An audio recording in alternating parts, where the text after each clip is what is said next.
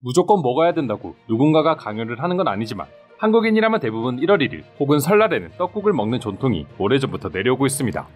그리고 이는 한국이 아닌 해외에 거주하는 한국인들도 마찬가지인데요.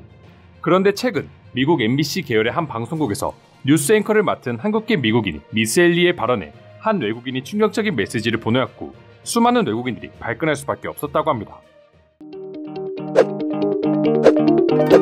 뉴스 앵커인 미스 엘리는 지난 1일 한 시청자가 방송국으로 보낸 항의 음성 메시지 한 통을 받았습니다.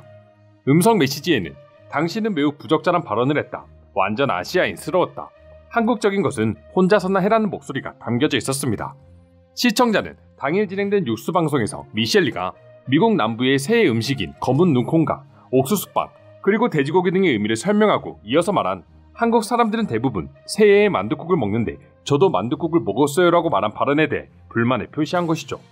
해당 음성 메시지에는 추가적으로 당신의 말에 매우 기분이 나빴고 만약 백인 앵커가 새해에 어떤 음식을 먹는다고 말했다면 당신의 기분은 어땠을 것 같냐라는 메시지를 끝으로 1분짜리 음성 메시지는 끝이 납니다. 사실 새해에는 전 세계 모든 사람들이 똑같이 기뻐하는 마음일 테고 굳이 무슨 음식을 먹었는지에 대한 설명이 뭐가 그렇게 기분이 나빴을까 하는 생각이 들기도 하는데요. 당사자인 미셸리 앵커는 이 사건을 그냥 지나치지 않았습니다. 리 앵커는 자신이 이 음성 메시지를 듣고 있는 모습을 카메라에 담아 트위터에 올려 응수에 나선 것이죠. 그리고 해당 영상은 트위터에서 지금까지도 퍼져나가고 있으며 무려 7,900번 이상의 리트윗이 발생했습니다. 대다수의 외국인들이 도대체 무슨 어이없는 경우냐면서 미셸리를 응원하기 시작했는데요. 한 해외 네티즌의 경우 나는 새해에 만두를 먹었습니다.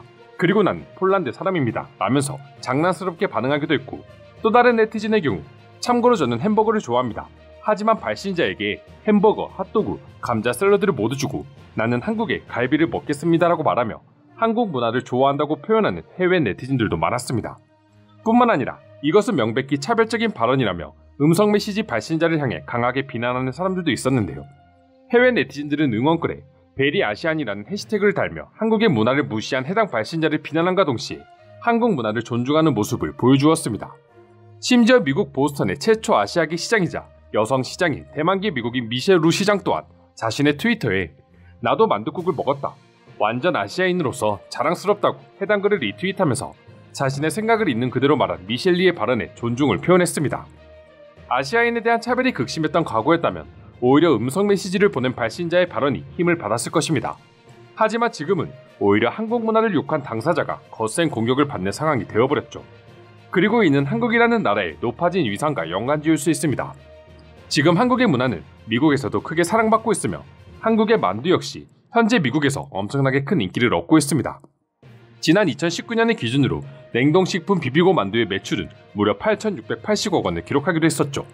그중 글로벌 매출이 5,520억 원으로 전체 매출의 63.6%를 차지했고 이 중 미국에서의 매출이 무려 3,630억 원을 기록해 오히려 국내 매출 3,160억 원을 넘어설 정도로 큰 인기를 얻었습니다. 비비고뿐만 아니라 한국 냉동만두 시장은 한국무역협회 국제무역통상연구원이 발표한 지난해 3월 기준 지표에 따르면 2016년부터 2020년까지 연평균 23.4%씩 증가했고 특히 전염병이 발병하자마자 집안에 발이 묶인 외국인들에게는 그야말로 폭발적인 인기를 얻기 시작했다고 합니다. 이처럼 미국에서도 한국의 문화와 음식이 큰 인기를 얻기 시작했고 미국뿐만 아니라 독일을 비롯한 다수 유럽 국가들에서도 한국이라는 나라의 인지도가 날이 갈수록 높아지고 있다 보니 공개적으로 한국의 문화를 비난한 익명의 발신자가 세계적인 비난의 대상이 될 수밖에 없었던 것이죠. 그럼 지금부터 미셸리 앵커가 자신의 SNS에 올린 만둣국 관련 영상을 본 외국인들의 반응 살펴보도록 하겠습니다. 한국식 떡만둣국을 먹고는 싶은데 먹지를 못해서 저러는 거 아니야. 물론 모든 전통 음식을 존중해야 하지만 한식을 욕하는 사람은 당신이 처음이야. 그저 관심을 끌고 싶어 그런 거라면 어느 정도는 이해해줄게. 아시아인을 무시하는 발언은 이제 더 이상 미국에서 통하지 않을 것입니다. 나 역시 아시아인을 좋아하지만 백인입니다.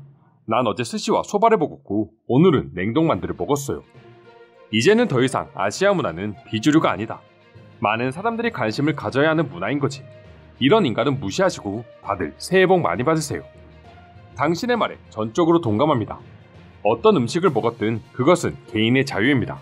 발신자는 그런 자유를 침해한 것이죠.